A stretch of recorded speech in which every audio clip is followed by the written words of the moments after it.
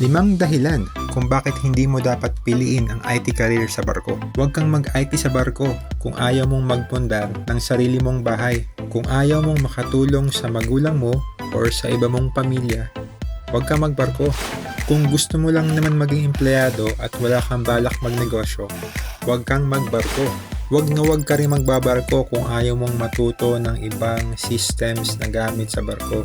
At higit sa lahat, huwag kang magbabarko kung ayaw mong mag-travel ng libre at makapunta sa iba't ibang bansa.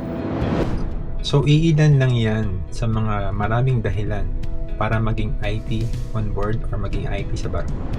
So, in-explain ko sa video na ito kung paano ako nakapasok sa pagbabarko.